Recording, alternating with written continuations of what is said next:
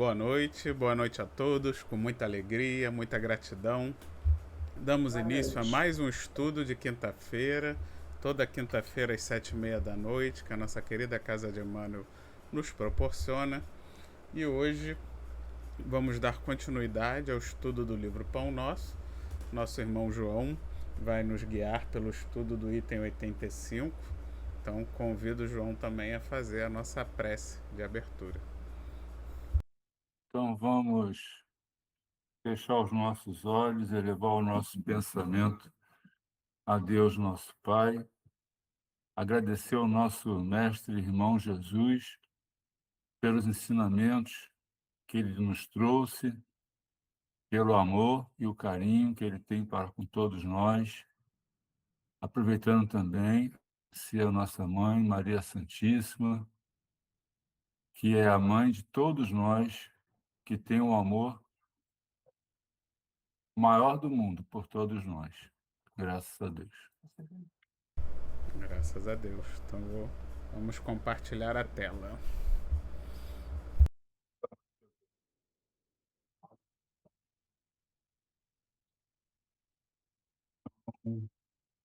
Hoje, esse capítulo eu É, achei interessante, né? Que muito, muito. eu li o capítulo e já é uma pergunta, né? E o adúltero? É, Aí eu fiquei assim, eu li, pesquisei, tirei minhas conclusões e eu fiquei cheio de perguntas, né? é. Igual a Emmanuel fez a pergunta, eu fiquei cheio de perguntas também, né? E botei as perguntinhas aqui também, porque eu achei assim, a pergunta dá uma reflexão para a gente. Ele podia até colocar qualquer outro, né, o adultério, assim, por que que existe o adulto, qualquer coisa assim, mas ele foi bem curto e direto. E o adúltero, né? Então, a gente vai ver o que aconteceu com o adúltero. Então, aí em João, capítulo 8, versículo 4, ele colocou assim: e pondo-a no meio, disseram-lhe, mestre, esta mulher foi apanhada no próprio ato adulterando. E aí, tá aqui, o que nós concluímos? Que Emmanuel, né, deixa a pergunta: e o adúltero? O adultério é cometido envolvendo duas pessoas. Por que então só apresentaram a Jesus a mulher? E o Isso, homem? Né? isso, É outra pergunta. Há algum tempo atrás, ainda se via a adúltera. O adultério não se falava. O adultério não, o adúltero não se falava nele. As pessoas só falavam da adúltera. isso, Era normal para o homem trair. Mas isso. Emmanuel perguntou: e o adúltero? A gente vai ver no decorrer da leitura. Alguém quer acrescentar aí a passagem de João? Ei, abre Muito bom, né? Acho que o É, assunto mais atual não poderia ser, né? Porque isso. exatamente estamos vivendo uma era aí dos feminicídios, né? É, Vendo aí toda hora um monte de mulheres sendo assassinadas, então você vê que infelizmente com todo o progresso que a gente já teve, como ainda existe essa questão da mulher ser colocada como alguém a ser usada, né, a ser um objeto de desejo do homem e não como um ser humano em pé de igualdade. E realmente essa passagem e esse texto, né, esse alerta que Emmanuel já inicia com essa pergunta, levanta realmente essa pedra para a gente agora fazer as reflexões sobre esse papel da igualdade e não havendo superioridade entre gêneros, né? Tudo isso realmente bem atual, né? E estamos falando aí de 2000 anos atrás, né? Então, é. como ainda estamos atrasados nesse ponto, né? Então, eu posso falar? Então, essa passagem de João, ela se refere no caso aí é João 8, né? Vai do 3 ao 11, que ele fala que os fariseus, né, os escribas, eles levaram a mulher, né, à praça, né, que ela foi apanhada em adultério. Ela foi apanhada em adultério, né? Então, colocaram lá e perguntaram a Jesus, que estava ali palestrando para os seus fiéis, né, que foi interrompido, né, com tudo, com relação a ele, né? Diziam assim, que eles falaram assim, essa é que ela foi apanhada em adultério e que deveria se fazer com ela, né? Jesus se colocou, né, escrever no chão. Essa é uma passagem muito conhecida, né? Ele ficava com os dedos escrevendo na areia, na terra, né? E ele sabia, claro, que eles estavam tentando testá-lo, né? Por quê? A lei dizia que deveria ser lapidado aquele que cometia adultério. E Jesus pregava o amor, né? Então, quer dizer, ele não podia ir contra. Se ele falava, vamos apedrejar, ele estava indo contra até as leis de Roma, Roma dizia que só ela poderia decretar a morte, punir alguém, né? Então, ele não podia se manifestar, vamos dizer, contra ou a favor daquilo, não é? Então, o que ele fez? Ele ficou lá escrevendo e novamente incitaram ele a tomar uma postura. Quando aí ele vai e pergunta, né? Aqui na passagem da Bíblia: o que de vós outros está sem pecado, seja o primeiro que a apedreje, né? E aí, quer dizer, isso aí tocou fundo naqueles homens que estavam ali, né? Que eram os escribas, os fariseus e os doutores da lei. Eles ficaram, né? Como é que é? Começaram a ter a questão de se ver dentro da situação, né? O que Jesus escrevia no chão não se fala. Então, existem muitas suposições que ele poderia estar escrevendo ali os pecados, né? Aí cada um que leu aquilo se posicionou e tudo, né? Mas isso aí não está na Bíblia, né? São suposições, então a gente nem tem que levantar muito essa questão.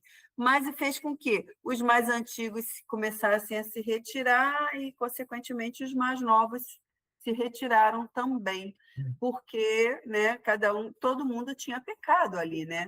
Inclusive a mulher, ele não estava eximindo ela do pecado, né? Tanto é que ele pergunta para ela, né? Onde estão aqueles que te acusaram? Aí ela disse que não via ninguém ali. Aí ninguém te condenou? Aí ela falou, não, ninguém. Então, Jesus diz assim, nem eu tampouco te condenarei. Vá e não peques mais. Ele ainda deu um alerta para quê? Sabendo que ela também tinha culpa, vá e não peques mais. Né? Ela também tinha a sua parcela de culpa, né? Mas cadê o homem nisso? Se ela foi pega, né? Se ela foi, diz aqui, fora apanhada em adultério, existiam dois. Tinha, era um Aí homem. é o levantamento que o Emmanuel coloca aí para gente. Cadê? Isso, Cadê o homem? exato. Não é? Só ela Vamos é dar, depois acusada. eu vou falar mais sobre isso. Só ela é acusada, né? O homem não fez nada, ela está ali. Ele está ali de inocente, quer dizer, nada a ver, né? É, A gente Mas ela, a gente deduz que era um homem, porque se fosse outra mulher, teriam arrastado as duas, né? com certeza. Com certeza, com certeza. Com certeza.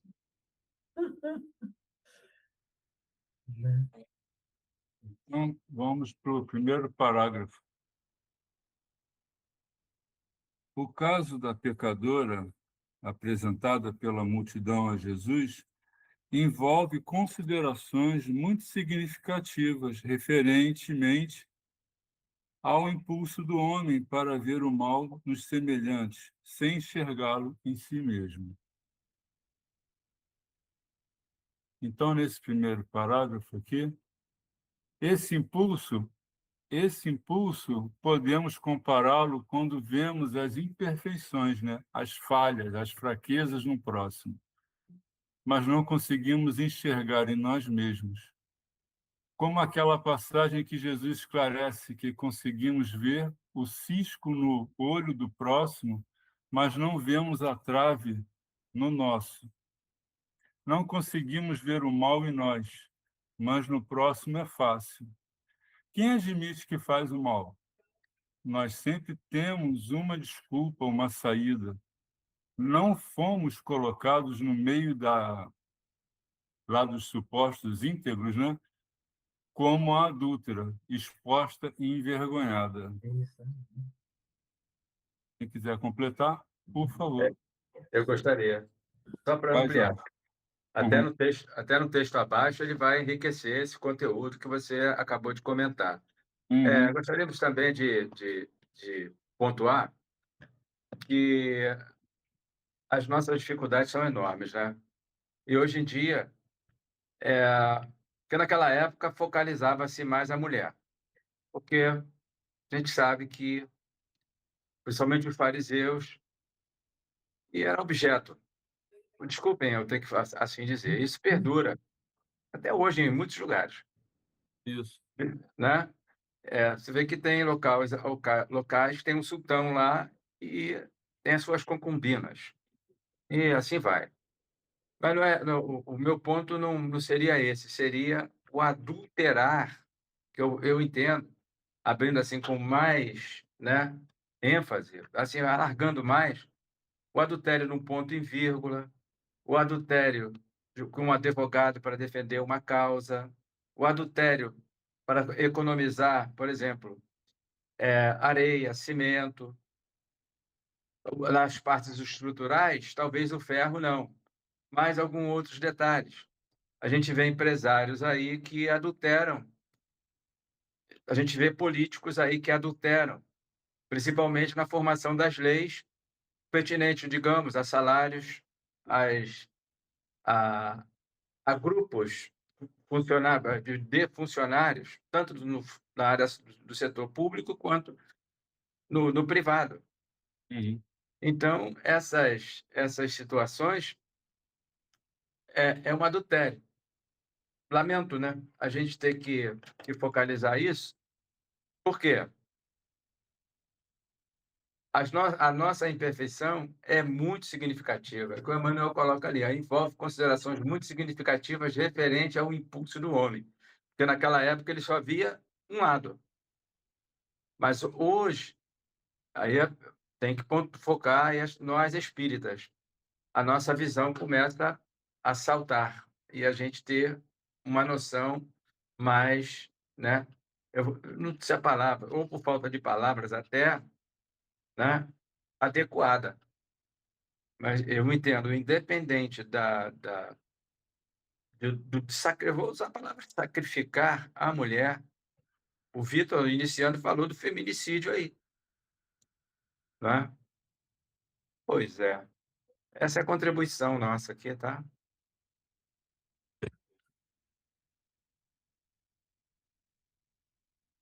Mais alguém? Bem, a passagem que você citou é perfeita, né? Exatamente sintetiza esse parágrafo, a questão de vermos o cisco no olho do outro e não ver a trave no nosso olho. O que não quer dizer que a gente não precisa enxergar o mal que existe no outro, até para não fazermos igual, né? Mas, inclusive, essa passagem que você citou, ela continua, que ele fala, primeiro tire a sua trave para depois ajudar o próximo a tirar o cisco. Porque quando a gente realmente faz a nossa autopercepção, essa nossa autoconsciência, a gente procura corrigir primeiro o nosso erro, a gente fica realmente com a visão clara, mas não mais para apontar o erro do outro, mas sim para colaborar com a visão daquele outro, tentar clarear também a visão para que ele mesmo enxergue os erros que ele está cometendo, para que ele também possa fazer essa autopercepção que nós todos somos convidados, né? Essa reforma íntima que a doutrina espírita tanto nos recomenda. Mas realmente a gente tem muito mais facilidade de ficar apontando os erros dos outros, né? É muito mais fácil. Só que a gente, às vezes, estamos aí em ano político, né? Então todo mundo é isso, todo mundo é aquilo. Só que a gente esquece que o político ele nada mais é do que alguém que saiu do povo, né? Somos nós. Nós amanhã podemos ser os políticos no futuro, né? E Claro. aí, será que a gente também só não faz um monte de porcaria igual eles fazem só porque a gente não está no lugar deles, né? Talvez se a gente estivesse no lugar deles, a gente faria igual ou pior. São coisas, né, pra gente estar sempre refletindo, Claro. compreendendo, exatamente se autoconhecendo, até Isso, mesmo para nos preservarmos, porque se a gente isso, se conhece, se a gente sabe que talvez a gente possa fazer mau uso de certos poderes, de certos cargos, se você se conhece, sabe disso, você mesmo nem busca, né? Você procura, não, eu não vou me meter nisso, eu não vou atrás disso porque eu sei que eu ainda sou fraco, eu sei que eu ainda não consigo, então isso serve para tudo, né? Serve para vícios, para bebida, por exemplo, para comida, para drogas, vale para poder, vale para cargo, vale para tudo. A gente vai se autoconhecendo, então a gente não, ainda não está na hora. Eu sinto que se eu tivesse ali eu ia fazer igual ou pior, então eu não vou nem me meter nisso. E a gente vai procurando exatamente, mas quando que a gente consegue ter essa consciência? Se nós olharmos para nossa trave, né? Antes de apontar o defeito do outro, porque aí você se autoconhece, se preserva, procura trabalhar na sua reforma íntima antes, né? Para depois de realmente se sentindo preparado, curado, aperfeiçoado, você vai galgando ali novas oportunidades e maiores responsabilidades, para que não lhe aconteça coisa pior, igual Jesus falou para a adúltera. Né? É isso. Então, isso aí foi o que Jesus, essa questão aí do autoconhecimento, né, desse entendimento, foi o que Jesus fez com aqueles que estavam ali acusando, né? Ele forçosamente, né, ele esforçou a pensar, olhar para eles mesmos e ver se eles tinham capacidade de julgar alguém, se eles eram perfeitos, né, impolutos, que pudessem apontar o dedo para alguém, né?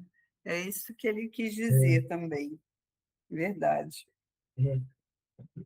Eu vejo também um outro. Pensei em uma outra coisa, junto com isso tudo, que eu concordo, é que a mulher, por engravidar e, né, ficar com o bebê praticamente 9 meses desenvolvendo, né, dentro dela, ela fica também, de alguma forma, com uma coisa especial que o homem não tem nesse sentido, né?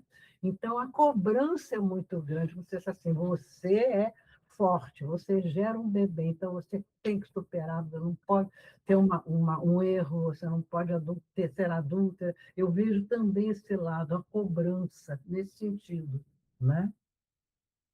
Quando realmente uma coisa não tem nada a ver com a outra. Na minha cabeça não tem nada a ver, porque uma é uma atração, né, sexual que a mulher pode ter por uma pessoa que não é o marido dela, e ela entra. E outra coisa é ela ser mãe. São coisas, na minha cabeça, bem diferenciadas, mas muitas vezes é como se fosse, você não tem, olha, responsabilidade, olha, você é mãe e adulterou, então, né?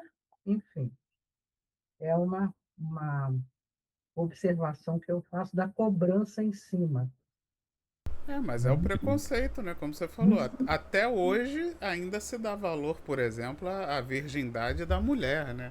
O homem, ninguém Também. se importa se o homem é Não, virgem.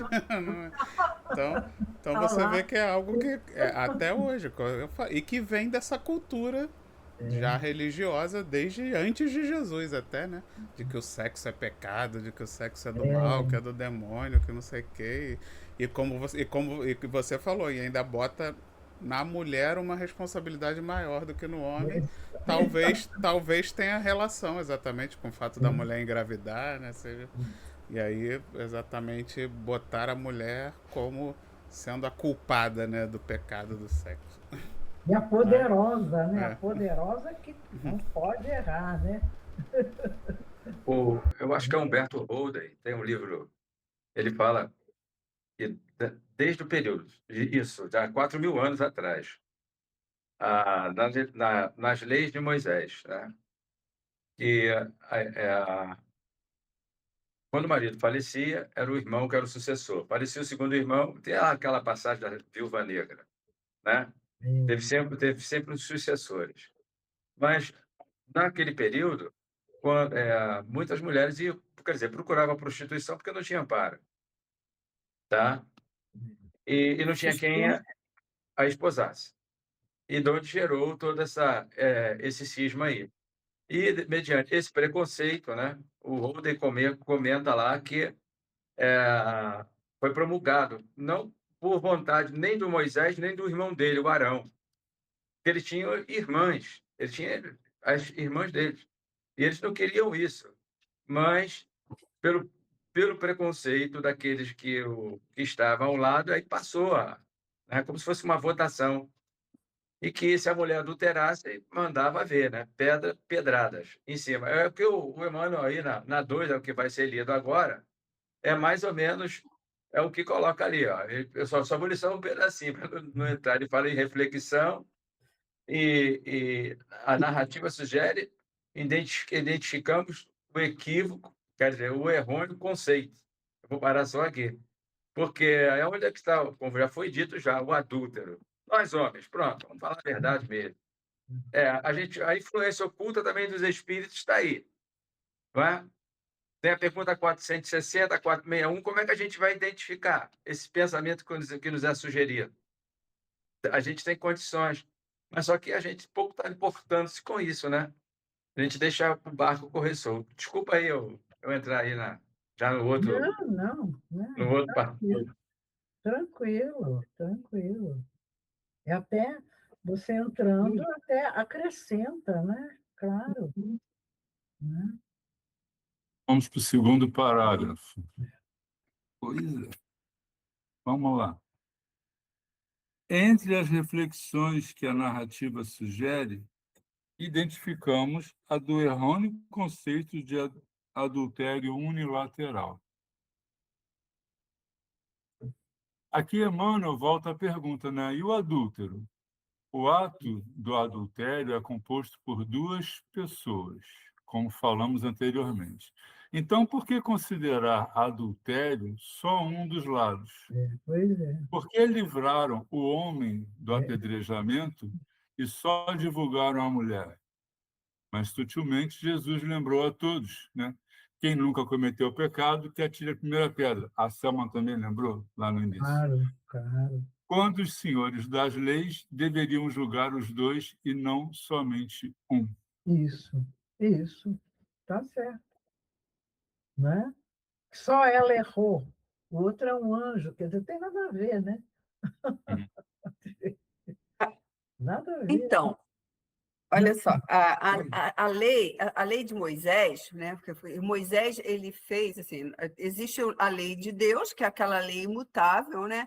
E existiu, né, a lei mosaica, que ele instituiu, né, por questões sociais, né? Da questão da comunidade, pela rudeza das pessoas, né? Então ele tinha que impor certas leis para conter um pouco, né, a brutalidade das pessoas, não é? Então, mas a lei de Moisés, que ele sempre assim, visando, né, proteger a estrutura familiar e a santidade do casamento. Então, ele exigia a execução de ambos os adúlteros. E isso está na Bíblia, isso está em Levítico. Levítico 20, versículo 10, que diz aqui: se algum acusar da mulher do outro e cometer adultério com a mulher de seu próximo, sejam ambos punidos de morte, o adúltero e a adúltera. E Levítico também, em 22, e versículos 22 também, se um homem dormir com uma mulher do outro, morrerão ambos, isto é, o adúltero e a adúltera, e tu tirarás do meio de Israel. Quer dizer, isso aqui é do Antigo Testamento, quer dizer, muito antigo. Então, Moisés instituiu essa lei na época para ambos. Os dois eram adultos, né? Por conta que para quê? Para que as pessoas se mantivessem na santidade do casamento, para que tivessem respeito pelas famílias. Minha gata está aqui se esfregando, que está chegando, está atrapalhando, tadinha. Entendeu? Então, Mas aí, quer dizer, com o decorrer do tempo, né, até ali no meio daquela coisa toda, os homens, né, que são muito machistas, se achavam sempre superior às mulheres, né, eles, vamos dizer, de uma certa forma, burlaram essa lei, né, deram uma Adulterado. É isso contorcida aí. na lei para que só a Só a mulher mulher, fosse só. punida, É. não é? Porque na lei, a lei diz, a lei de Moisés e aqui na Bíblia diz isso. Ambos serão julgados e executados. Ambos têm que ser punidos pelo adultério, porque não se faz adultério com uma pessoa, como diz aqui, a não ser o adultério pelo pensamento.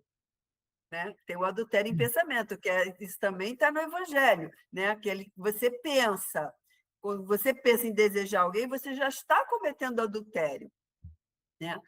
Aí tem essa questão. Aí você vai, ou você contém seus pensamentos e purifica, né? Aí você é um caminho, ou tem aquele que só não fez porque não teve oportunidade, que se tivesse oportunidade faria também, como disse até o Vitor na questão dos políticos, né? Então, tem isso também. Tem o adultério unilateral, seria um adultério por pensamento. Né? Mas na questão aqui que nós estamos levantando aqui, que Emmanuel coloca para nós, é o adúltero, ele está. Cadê o homem nessa relação aí? Por quê? Porque já existia na lei isso. Sempre houve, está aqui, mais antigo do que, né, do que tudo. Está nas leituras antigas, está em Deuteronômio e Levítico, né, sobre essa questão. Mas e aí? Aí as pessoas começaram a mudar, aí começa a tratar a mulher de forma diferente, né? Aí vê que dizer, a igreja sutilmente começou a imputar a mulher como impura porque ela sangrava, porque ela comeu a maçã, né? Então, para que diminuísse ela, para que ela fosse inferior ao homem, né? A ela, o homem podia tudo e a mulher não podia nada. Né? Até naquela questão, não podia trabalhar, né? Então, quando o marido morria, ela ficava na miséria, Deus dará, e às vezes tinha que, né, ou mendigar ou ir para prostíbulos, porque não tinha meio de sobrevivência. Então, quer dizer, é uma situação muito difícil. E nós temos que lembrar aqui que, na verdade, nós somos espíritos e espíritos não têm sexo. Não tem, hoje não nós tem. estamos na condição, hoje eu sou Selma, mas eu já posso ter vindo como homem, eu posso vir a ser. São experiências que o espírito precisa, até para derrubar um pouco esses preconceitos que existem, né? Tem muitos homens ainda preconceituosos, mas tem um outro grupo de homens que já com respeito, carinho, a consideração pela mulher, já trata ela como igual, luta junto, né, pelos direitos dela. Isso são experiências, né, que o espírito vai vivenciando no decorrer das suas existências. Né? Então, é isso. E viver também, só completando mais um pouquinho, que a Selminha falou, e viver também na sua esposa o agradecimento à sua mãe, a mãe dele, que botou ele no mundo. Eu vejo isso tudo muito ligado. E não o negócio pega ela, dá uma surra, vai, não sei que horror, que coisa horrorosa. Muito triste, porque cada mulher traz para o homem o que? A lembrança da mãe. Ainda mais quando nasce um filho. Ele lembra da mãe. Claro que ele lembra. E ele revive, pelo menos, num aspecto só mais de memória, uma memória que ele não lembra quando ele nasceu, mas ele tem essa memória dentro dele, né? E ali... Eu gostaria só só duas coisinhas, só, rapidinho. O irmão ou melhor, o primeiro filho do Jacó, ele teve um caso lá com alguém. Era para ir para onde? Ia ser apedrejado, julgado, mas deram um jeitinho. E o Davi? Não preciso nem falar, né? Mandou matar o capitão. Pois é. Então, olha o jeitinho. Aí você falou aí do sexo, aí que está, né, no Livro dos Espíritos, pergunta 200. A resposta não é como vos entendeis, porque a gente acha que o sexo é só no lado material, mas tem aqui o que a gente constrói, por exemplo, é a energia que a gente troca, tá? É o problema da nossa educação, né? A questão do pensamento. A gente só foca, igual aquele personagem do Chico Anísio, só pensa naquilo. A personagem, no caso. Pois é, mas não traduzem de uma forma mais elaborada. Quando eu falei de advogados, de engenheiros, desse pessoal aí, é porque se eles utilizar forças mentais, é a energia sexual que ele está elaborando determinado tipo de programa. E a gente não entende isso, porque nós estamos nesse mundo ainda muito selvagem. Ponto, só. Então vamos para o terceiro parágrafo. Se a infeliz for encontrada em pleno delito, onde se recolher ao adúltero que não foi trazido a julgamento pelo cuidado popular? Seria ela a única responsável? Se existir uma chaga no organismo coletivo, requisitando intervenção a fim de ser extirpada, em que forma se ocultava aquele que a ajudava a fazê-la? Então, as perguntas todas aí de Emmanuel é: e o adúltero? Emmanuel reforça: onde está o adúltero? Porque só a mulher foi exposta. É isso mesmo. Nesta última pergunta do parágrafo, onde diz: essa chaga no organismo coletivo, ela deverá ser extirpada, e para isso não pode haver privilégios ou protegidos. Todos devem estar livres dos erros e das imperfeições para que possam alcançar uma elevação moral e espiritual que nos leve à felicidade verdadeira, né? Sim. Quem quiser acrescentar, por favor. Eu pessoalmente, eu estou entendendo aqui o seguinte, que no final, esses dois últimos, o último, não, os dois, seria ela a única responsável? A gente já viu isso, né? Se existia uma chaga no organismo coletivo requisitando a intervenção a fim de ser extirpada, em furna, o que é furna? Furna é buraco, né? Então ou, sei lá, pode ter outra interpretação aí. E o que é isso? É para ocultar. Ocultar quem? Aquele, o homem, que ajudava a fazê-la. Quem é que interpretava a lei na época? O homem. Então, Exatamente. é esse o detalhe. Então, o Holden está certo quando ele cita. E o Moisés foi muito.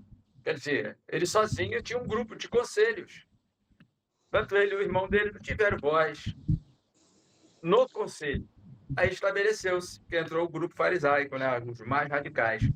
Aí gerou todo esse cisma aí. Porque não era o que Jesus sempre. Ele reiterou isso várias vezes, que os fariseus gostavam de abocanhar a fortuna das viúvas. O que é isso? Ficar com o dinheiro. Só. Eu achei interessante que ele fala aí da chaga coletiva, né? Porque realmente quando a gente quer, né? Todos nós queremos tirar da sociedade, lá naquela época já se queria, os males da sociedade. A gente cria leis, né? Temos aí Código Penal, Código Civil, com esse objetivo, né? O grande objetivo é que as pessoas não cometam erros, né? Não cometam crimes. E só que quando você adultera, né, a lei, como o nosso irmão Jorge falou, os advogados aí fazendo as interpretações, os juízes de acordo com as suas vontades, adulterando o que realmente a lei desejava fazer, a gente não consegue cicatrizar as chagas, exatamente porque a gente acaba punindo só uma parte, só um lado, geralmente o lado mais fraco, o lado que não tem dinheiro para se defender, ou então você tem grandes criminosos, né, grandes quadrilhas, onde geralmente, mesmo quando a Polícia Federal, a gente vê aí, pega um, pega outro, mas geralmente só é punido realmente os peixes pequenos, né? Geralmente só pega peixe pequeno e os peixes grandes de verdade realmente não são punidos, né? Na maioria das vezes. E é o que acontece aí. Então a chaga para que você cure a chaga, é preciso que a sociedade crie leis justas e que essas leis não sejam adulteradas. Que realmente a punição seja aplicada a todos de forma igualitária, para que nenhum queira, né? Para que ninguém se sinta favorecido ou beneficiado a cometer aquele erro, né? E naquela sociedade antiga era muito claro que ao homem quase tudo era permitido, né? E a mulher quase nada. Então, que a gente entenda que nós só vamos conseguir curar as chagas da nossa sociedade quando realmente aplicarmos a lei de forma justa e igualitária para todos, não tendo essas diferenças de quem tem mais dinheiro para pagar o melhor advogado, quem tem mais ou quem tem mais conhecimento, né, mais privilégios, consiga ter acesso a uma justiça diferenciada, né? Nunca vamos conseguir resolver as chagas da sociedade enquanto a justiça funcionar dessa forma. Deixa eu enriquecer só o que o Vitor comentou, Livro dos Espíritos, se quiser acompanhar ou olhar depois, 895. Eu vou ler ela na íntegra. Eu aqui, à medida que estava falando, estava pensando, né? Porque o pessoal, o interesse pessoal, a pergunta é essa, ó. Posto de lado os defeitos e vícios acerca dos quais ninguém se pode equivocar, qual o sinal mais característico da imperfeição? Baseado no que o Vitor levantou aí para a gente aí. Esse ponto de vista das pessoas. Não obedecem às leis e fazem as leis. Olha a resposta, do interesse pessoal. Frequentemente, as qualidades morais são como objeto de cobre. Quando a gente aperta um objetinho de cobre, ele amassa. Então, essas pessoas não respeitam, usam mais o seu eu quero. E eles determinam, ponto. Ninguém pode falar nada, porque determina. Tá? É de cobre. A duradoura que não resiste à pedra de toque. Vou parar aqui que ainda tem mais umas 6 linhas por causa do horário. Então, a gente é só parar para refletir. Como muitos de nós não bebemos a fonte espírita, ficamos boiando, voando. E a vida que segue aí leva esses 4.000 anos ou mais. Nós temos ainda uma visão muito, assim, nós temos ainda uma cultura machista muito estruturada, né? Forte. Muito forte dentro da nossa sociedade. É. E a gente vê isso na Lei Maria nessa Lei Maria da Penha, que antes o ditado era: em briga de marido e mulher, não se mete a colher. Agora é que deve se meter a colher, sim, deve se denunciar, e é certo denunciar. E eu vi um videozinho onde o juiz, que o pai reclama de que está pagando não sei quanto de pensão para a mulher, acho que era, sei lá, R$300, R$200, que a mulher estava fazendo um monte de coisa com dinheiro. Aí ele fala, então você vai ficar agora com a criança e ela vai te dar R$200. Aí ele não aceitou. Quer dizer, a responsabilidade cai muito realmente cai muito em cima da mulher, e a sociedade ainda está muito aquém para poder proteger, né, e cuidar. Né? Então, quando o juiz falou para ele, não, então você fica agora com a criança, vou te dar a guarda, e ela só vai te dar os R$200 que você estava dando. Aí ele, não, peraí, não. Quer dizer, como é que pode, né? E a sociedade ainda acha que tem pessoas que olham e falam assim, não, ela está fazendo um monte de coisa mesmo, e não vê realmente a responsabilidade que a mulher tem.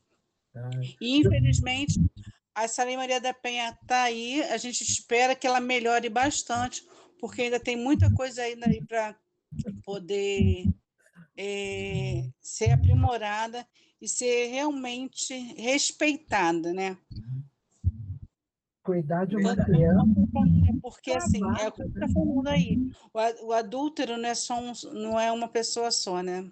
São dois. Então, as pessoas têm que se responsabilizarem, sim, por tudo que faz, né? Por todo ato que comete. E cuidar de uma criança dá um trabalho danado. A gente não respira, só na hora que dorme. E mesmo assim dá corda, porque a criança chora. Imagina. Ai, é muito. A gente vai para o quarto parágrafo, né, Vitor? Então, vamos lá. A atitude do mestre naquela hora caracterizou-se por infinita sabedoria e inexcedível amor. Jesus não podia centralizar o peso da culpa na mulher desventurada e, deixando perceber o erro geral, indagou dos que se achavam sem pecado. Essa foi aqui, situação, fizeram uma pegadinha com Jesus, né? Os doutores lá das leis achavam que Jesus era pequeno como eles, né? Pensava pequeno, tinha moral pequena, mas o mestre sabiamente inverteu a situação quando expôs a todos o grau de virtude deles. Como dissemos na passagem lá em cima do atire a primeira pedra, não tem pecado, e por aí vai. Vai, pode completar. Deixa eu quero falar esse pedaço. Esse capítulo, mas é assim, quando diz aqui, né, no texto do Evangelho, no capítulo 10, tá? Que é os que são misericordiosos. O item 13, ele tem até que fala, cita exatamente isso. Atire-lhe a primeira pedra aquele que estiver isento de pecado, né? Então, isso aí se refere à indulgência, né? E ele fala aqui exatamente, a sentença faz da indulgência um dever para nós outros, porque ninguém há que não necessite para si próprio de indulgência.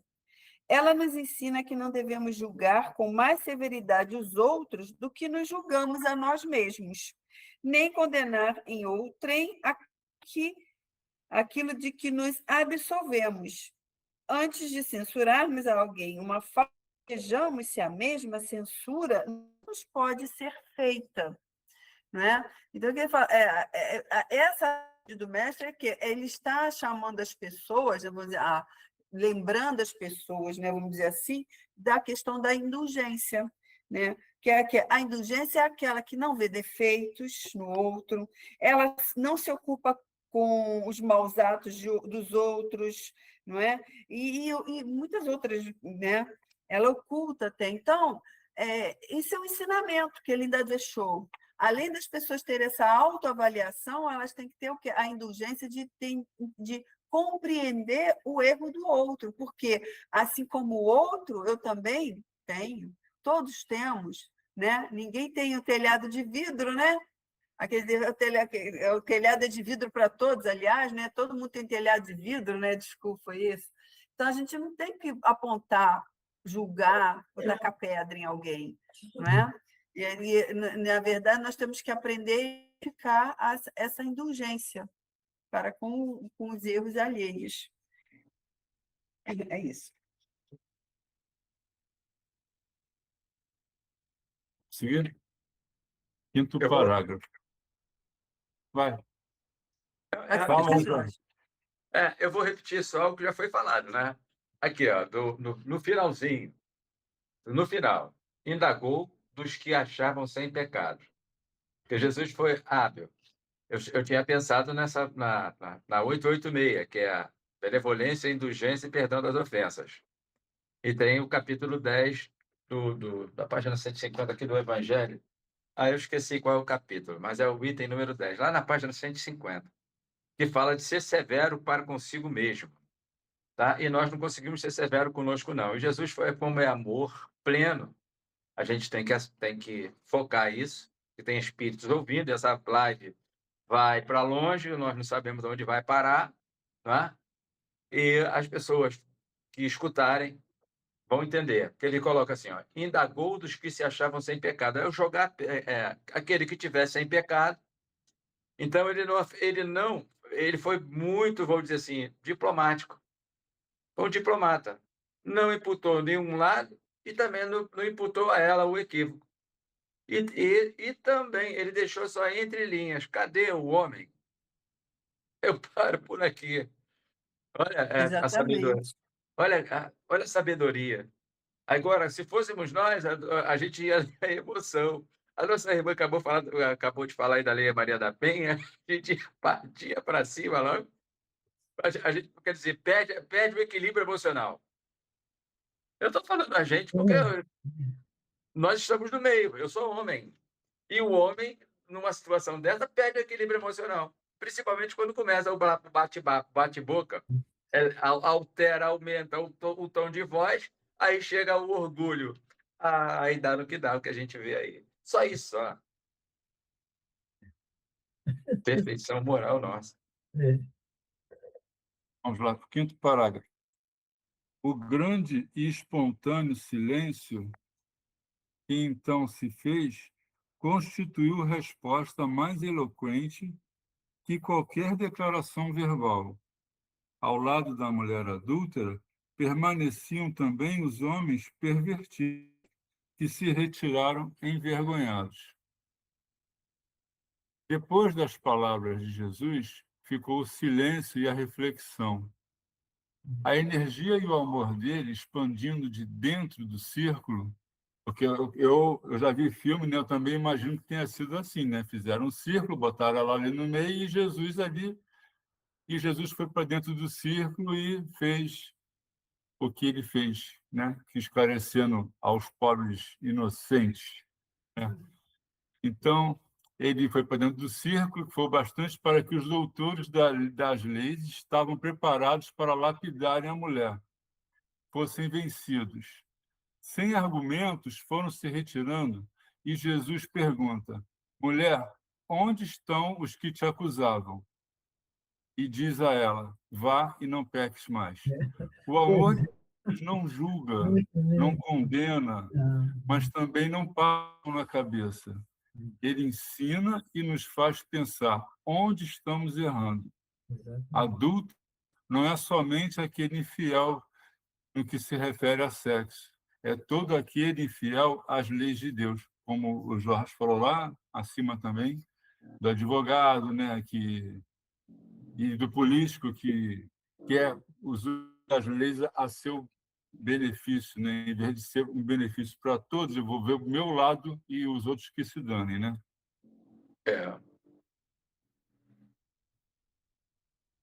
Mais alguém? Então, vamos seguir. 6º parágrafo. O homem e a mulher surgem no mundo com tarefas específicas que se integram, contudo, num trabalho essencialmente uno dentro do plano da evolução universal. No capítulo das experiências inferiores, um não cai sem o outro, porque a ambos foi concedido igual ensejo de santificar. Então, nesse parágrafo aí, o que nós entendemos aqui? Tanto o homem como a mulher têm o seu caminho na evolução universal. O homem tem suas tarefas e a mulher as delas. Mas ambos caminham juntos, como disse Emmanuel, num trabalho essencialmente uno. Não existe adúltera sem adúltero, por isso um não cai sem o outro. Temos que ver ambos os lados sempre. O que leva um a fazer algo errado? Um é santo e o outro não? No texto de Emmanuel, se há um adúltero ou uma adúltera, o que aconteceu para que isso tenha ocorrido? Sempre tem um efeito em cima de uma causa. Sempre vai haver a causa que vai proporcionar o efeito. Então, aquele negócio, a gente tem que se pôr no lugar do indivíduo, entender por que ele fez aquilo. Entendeu? Quem quiser completar. Não, é aquilo que eu tinha até falado, né, com relação ao... Nós somos espíritos, não é? Não somos... enquanto espíritos, né, quando somos na espiritualidade, podemos vir como homens e mulheres e adquirir nossas próprias experiências. Por isso que ele fala aqui, as tarefas são específicas do homem e da mulher. O homem que vai à frente, né, que é o provedor, é o que...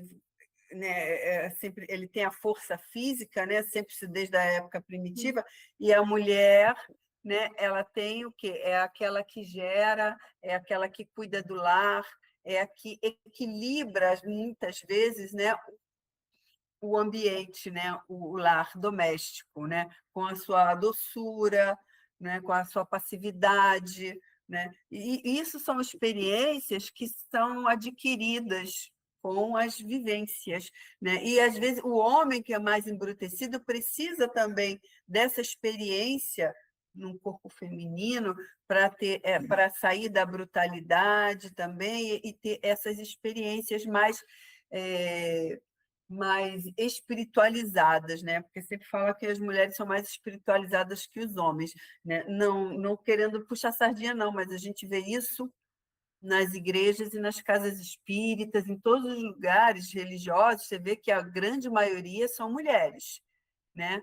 Tem homens, sim, mas você vê que, né, 60%, 70% ou mais no grupo são mulheres. Elas buscam mais essa questão espiritualizada, né? Então, o caminho eu acho que é por aí, é tentar identificar a responsabilidade de cada uma, cada um respeitando o seu caminho, não é? Mas caminhando juntos, porque um tem a ensinar o outro, né? Porque a mulher é frágil, ela não é inferior.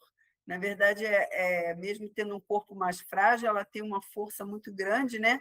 Porque o homem não aguenta metade da dor que a mulher aguenta, né? Dor física e emocional, né? Principalmente quando tem filhos, né? Então, isso é algo que, quando ele fala que as experiências, né, deles, embora separadas, elas têm que ter esse laço, esse respeito, essa admiração até, né, da questão do caminho de que cada um faz. E sempre lembrando que nós somos espíritos estamos aqui, né, sempre à mercê de vir numa condição ou em outra, né? É isso.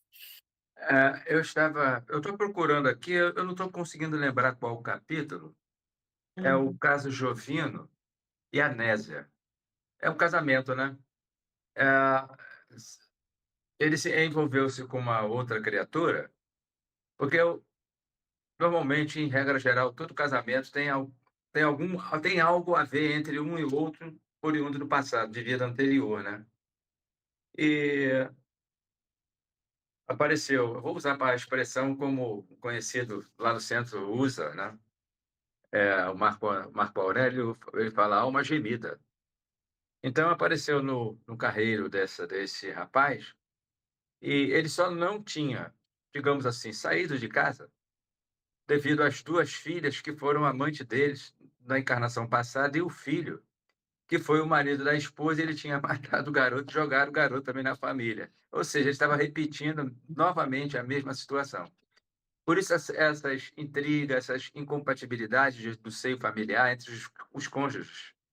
Não é que a gente não conseguiu resolver o problema, enquanto nós estamos na fase do namoro, tudo legal, na boa, o hormônio está bem em evidência. Depois, quando começa, né, a idade a surgir, convivem como se fosse, né, vamos dizer assim, pessoas conhecidas dentro de casa. E chegam até a conviverem como irmãos, mas irmãos mesmos. Quando eu digo irmão, é um casamento mais sólido, né? Então, são esses pequenos detalhes que, muitas das vezes, fogem da nossa concepção, do nosso entendimento. Quando eu digo nosso entendimento, eu estou colocando nós, mas plurificando, nossos, ou seja lá o que for, no plural, tá? E a gente ainda precisa crescer muito para a gente entender, porque é mole jogar nas costas tudo da mulher, é o que a Selma comentou, a dona Doroteia também.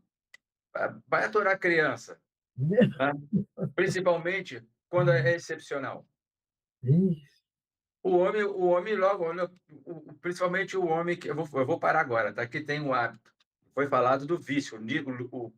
O Vitor, lá no começo, falou dos vícios. Eu vou para o botequim. E ia embora para o botequim. E só voltava, às vezes, depois, quando tivesse tudo já organizado para só o quê? O jantar, tivesse que jantar, ou dormir. Pronto. É só isso que eu gostaria só de pontuar, para deixar esse leque aberto, porque a nossa imperfeição é muito forte. Eu paro por aí. Orgulho e egoísmo. Exatamente. É uma ignorância gigante dentro do espiritismo alguém ainda achar que existe diferença entre homem e mulher, né? Porque, como você falou, o espírito não tem sexo, a gente reencarna homem, reencarna mulher, não tem diferença. E se eu ainda fosse apontar aqui, porque ele fala que o homem e a mulher têm tarefas específicas, mas eu diria que essas tarefas específicas são muito poucas, né? Porque, na verdade, ambos podem fazer praticamente tudo. E a mulher é que eu ainda enxergo na mulher tarefas que o homem não consegue fazer. O homem não consegue amamentar, o homem não consegue gerar uma criança, né? O homem não, agora a mulher consegue fazer tudo que o homem faz. Não tem nada que o homem faz que a mulher não possa fazer. A mulher ainda tem algumas coisas que só ela pode fazer. Então, realmente, assim, essas tarefas específicas, mas né, com a modernidade, com a tecnologia, que a força física cada vez menos, né, faz diferença, porque nós já criamos máquinas e coisas para fazer. Então, tipo assim, você não precisa hoje em dia ser forte. Hoje em dia a gente precisa ser forte por causa da saúde, né? Mas não por necessidade de força física extrema, né?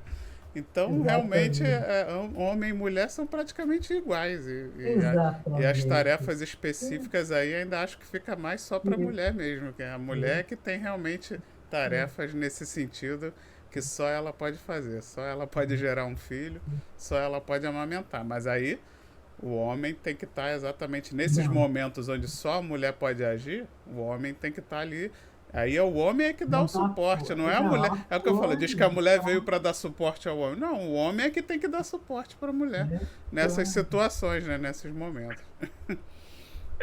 Eu achei o capítulo 20, eu tinha esquecido, né? O 20 do domínio da mediunidade, tá?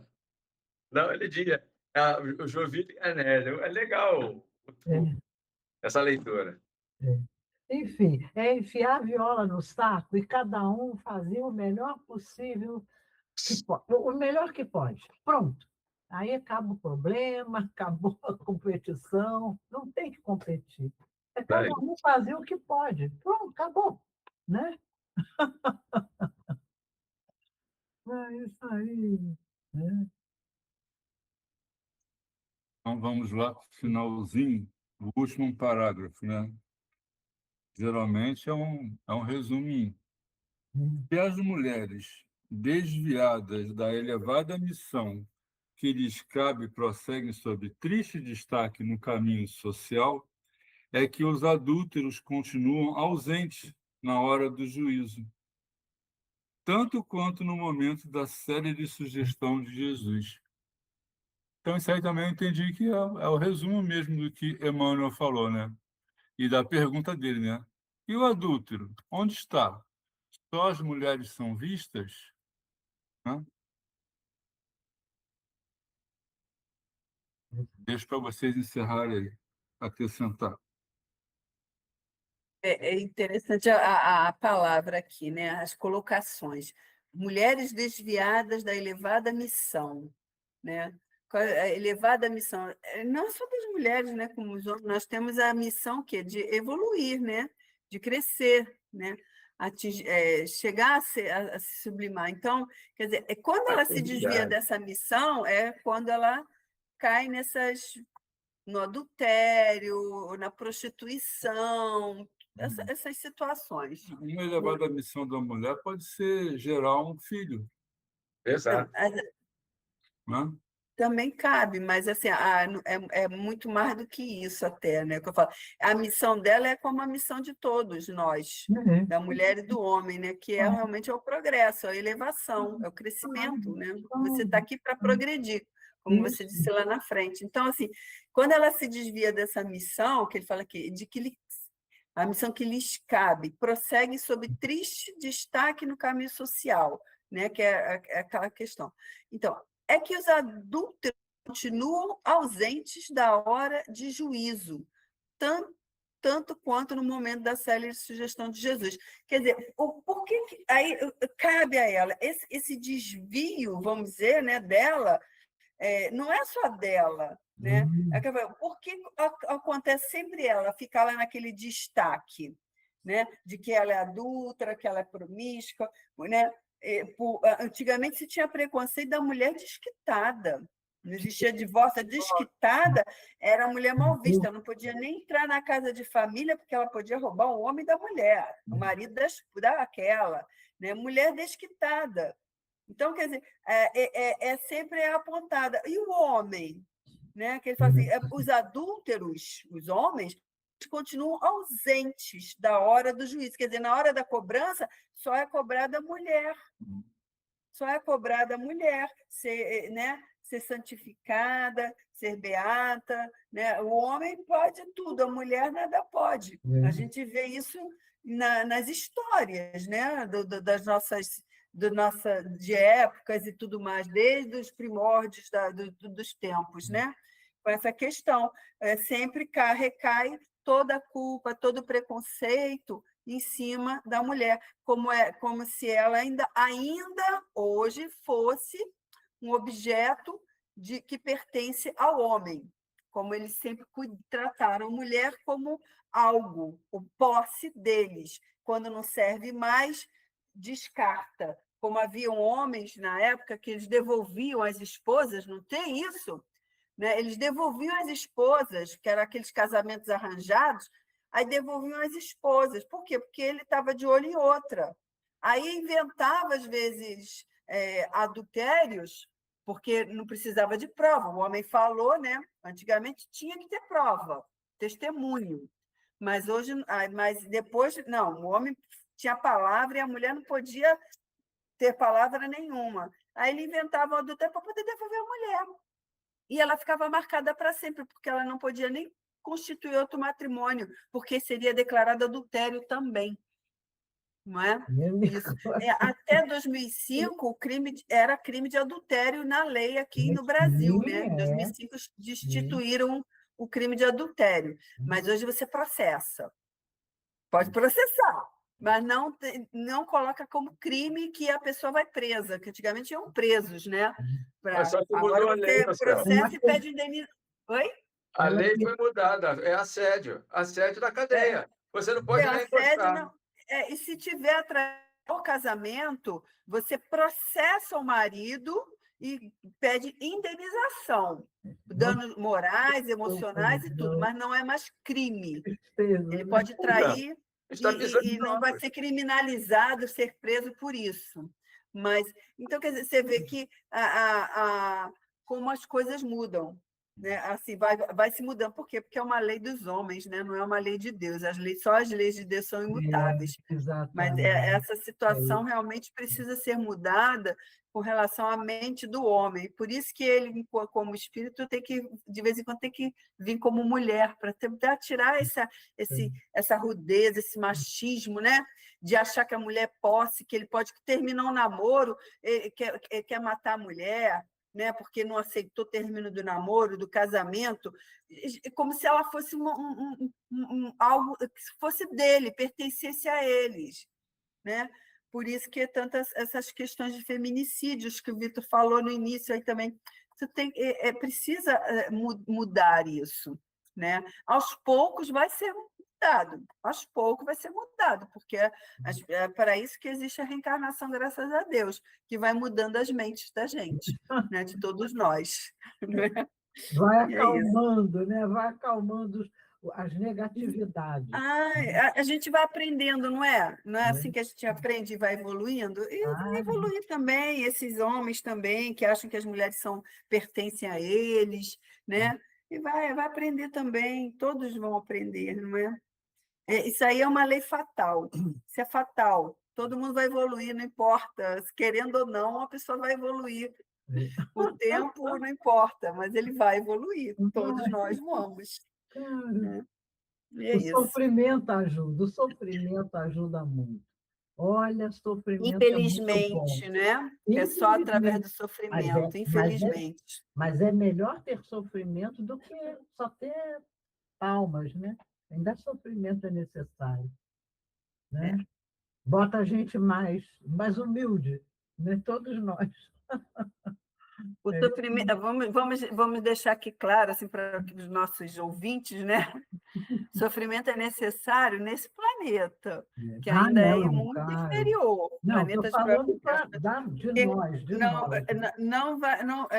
Quando nós estivermos na transição, quando nós experimentarmos os planetas felizes, não teremos a necessidade do sofrimento para aprendermos. Nós vamos aprender com o irmão, caminhando juntos e progredindo. E assim seja. Se Deus quiser. Não é? A gente não pode esquecer que o sofrimento não é um castigo, ele é uma consequência. E o mundo, de feliz, ele não tem sofrimento, não é porque Deus não permite que ali não tenha sofrimento, é porque os seres que ali habitam não fazem mais nada que cause sofrimento. Né? Já aprenderam, né? Então, na verdade, né, não é uma benesse de Deus, é uma conquista da população que ali habita, né? Então, evolução, né, Vitor? Evolução. A evolução é assim. É isso aí. E é isso. Mas é muito bom. É isso aí. Então, estamos no nosso horário. Quero agradecer o João por nos guiar no estudo da noite de hoje. Quero agradecer a presença de todos. Foi um estudo muito bom, né? Muito edificante, muito atual. Pedir então a Selma, que vai fazer o nosso estudo da semana que vem, para fazer a nossa prece de encerramento. Vamos agradecer mais uma vez ao nosso Mestre Jesus e essa falange bendita de Emmanuel, que sempre está conosco, nos amparando e nos inspirando. Que o nosso Mestre possa estar conosco sempre no nosso caminho, né? Nos orientando, né? Nos inspirando, para que a gente sempre siga os seus mandamentos, os seus ensinamentos e não nos percamos mais. Que assim seja, graças a Deus. Graças a Deus. Graças a Deus, pessoal. Então, deixa o seu like, ativa o sininho, se inscreva no canal. Uma boa noite para todos e até semana que vem. Fiquem com Deus. Boa noite. Pessoal, obrigado.